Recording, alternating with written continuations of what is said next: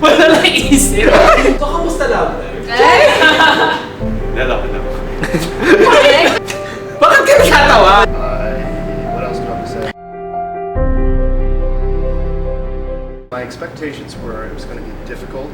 I knew going to medical school in the Philippines it was going to be hot here, and I knew it was going to be a major change in my life. Tulad ng lahat naman ng pumapasok sa atin na alam natin na mahirap ang med school, na mapupuyat tayo lagi, mapapagod. I thought medical school would be more like a graduate course in business or law, but apparently the subjects are more obtuse and more time intensive. So I was expecting it to be really hard because whenever people, like the doctors, my titos and titas that were doctors would explain it to me, they'd always say na it was really a struggle for them to go through it. Naisip ko na magiging mahirap siya, pero magiging masaya since new experience, bagong friends, all that stuff. And for the most part, totoo nga, sobrang hirap niya, pero sobrang worth it yung lahat. Siyempre, it will be hard. It will take a lot of your time, and then expected mo na hindi ka makakattend ng mga birthdays, events. Like what everybody says, they told me it was hard, it wasn't easy, and it was something that you have to put your time in. And coming from my family, we're not really that financially well, so it really takes a good decision or uncompromised decision to actually get into med school. Number one struggle was learning how to study again. Initially, learning the transes, reading the transes, I was it was difficult as a transition, but yeah, that was hard. Learning how to study models just takes practice. Well, siguro being an LGBT na anak ng isang colonel at isang anak ng isang doktor, yung pressure to prove myself is sobrang laki kasi people will always see me as second-class citizen. People will always think na lesser ako. It's difficult to prioritize the different things you have to study, as well as finding time for some serious things and for some fun things. It was really a struggle for me to adjust in med school because of the subjects. I came from BS Biochemistry, so I kind of had a background, but it's still different when you go into it. You only get to see it for what it is when you're there. Nakakapagod. Kasi, like, ikaw nag-aaral ka hanggang madaling araw, tapos yung mga iba mo kaibigan dati, mga kabatch mo, nagtatrabaho na and nag-earn na ng money, tapos ayan, ikaw for the next 4+ years, nag-aaral pa rin. So, minsan nakaka-burnout. Coming from a different pre-med, which is communication arts, syempre mahirap sa akin yung transition from being a mass comm student to a medicine student. Syempre, from arts to science, magkaiba sila ng field. The transition is hard, especially when it comes to studying. Since actually this is my first time of being a chief, let's say a student that goes for the honors, it's something new for me.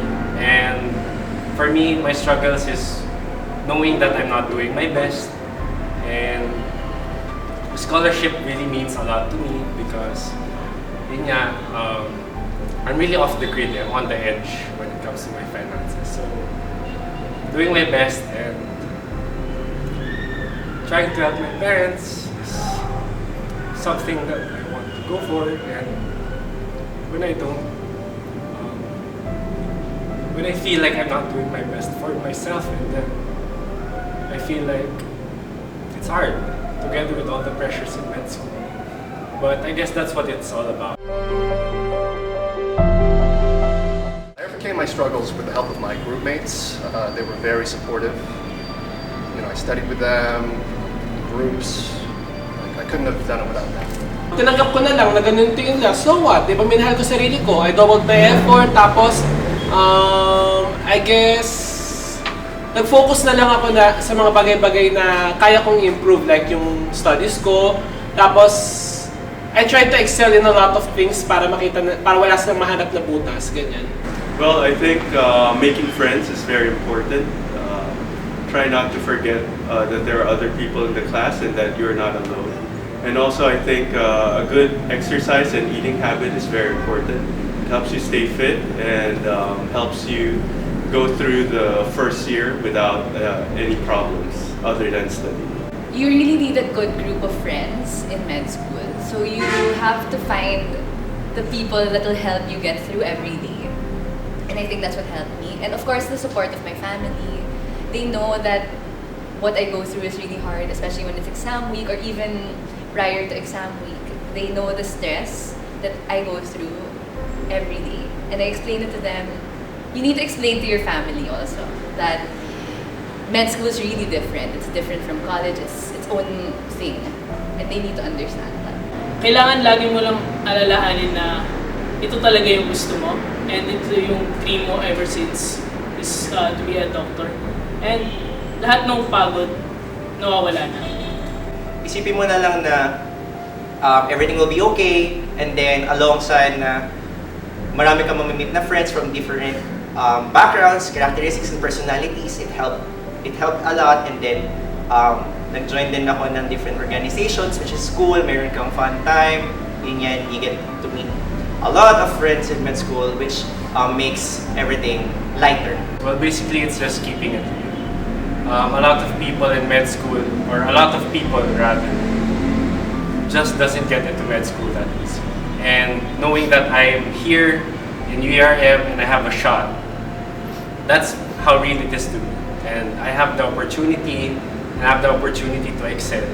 So just take that opportunity and you keep moving. My desire to become a doctor. You know, I came to the other side of the planet to become a doctor. Yung MD mo na malalagay sa dulo ng pangalan ko, yun. Kasi kung kinaya na iba, kaya ko na dapat eh. MD yun eh. Diba? So, Anika, MD. This is very cliche, but I think the thirst for knowledge, because you have to be really curious and want to learn. And at the end of the day, I know that whatever I learn, I'd be able to help other people. Of course, my family, they really inspire me to go through every day. They help me. They always lift me up, and I love them for that. My friends, they help me get through every day as well. I wouldn't be happy in med school, I think, if I didn't have them. And of course, I really do want to be a doctor, so that's the goal. I entered med school because of that. Obviously, you don't enter med school for any other reason than wanting to be a doctor. Family mo and yung mga magiging pasyente mo sa uli, of course, you can let them down, diba? I guess I'm doing this for my family. I'm doing this for my mom, for my dad. Gusto ko rin ma-prove sa sarili ko na kaya ko, even though na I'm a muggle, wala akong medicine, blood. And then, gusto ko mag-create ng impact dito sa world. Cheesy man siya pakinggan, pero gusto kong makatulong in a way na makatulong talaga ako, which is through medicine. My family, and considering that I'm going to be the first doctor in my family, it's a lot of pressure on me also. But I also love medicine, I actually love science, and it's the curiosity to know, to find out, and just to see the complexity and the design of God in the human body. It's something that keeps me going, and to help people also. Trust the transes. Trust me. Yeah, it takes a little time, but it's worth. Just study the transes, get help from your roommates. It doesn't have to be a compromise naman eh, between med school and the things that you love, besides studying of course. Pwede ka pa rin sumayaw, pwede kang kumanta, pwede kang maging writer sa paper, at pwede kang maging athlete, di ba? Pwede mo gawin lahat yun eh. Hindi mo kailangan i-compromise, hindi mo rin kailangan i-sacrifice sa family time. Kasi kaya naman sila gawin lahat. Kailangan mo lang i-balance ang time mo. Study hard, but don't forget to have fun, and don't forget your humanity.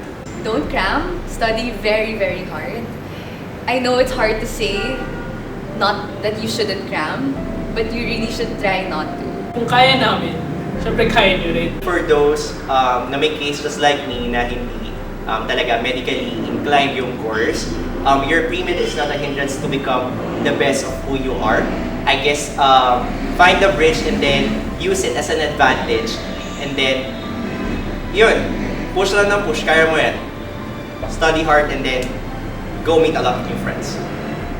Don't stress out. I know people will say that it's a very stressful environment, but the key is actually to just ride along with it, because stress is just a factor that you play with. It's either you just go down with it or you ride along with it, and it helps you grow as a person, not only in med school but also as a person in how you become a professional. So yeah, just enjoy the ride and know how much you have actually. Be grateful for what you have. My name is John Langley. I'm an economics major. I also have a master's degree in business, and I'm Filipino American. This is UERM. My name is Earl, Cruciate member, AMSA member, MSc PRO, and founder of PRISM, and this is UERM. I'm Mark, former defense attorney, and this is UERM. My name is Nadine Azal, biochemistry graduate, and this is UERM. My name is Ramon, pharmacy review instructor, and this is UERM. My name is Verch. I'm an AB major in communication arts graduate, and this is UERM. I'm Errol, and I'm an occupational therapist, and this is UERM.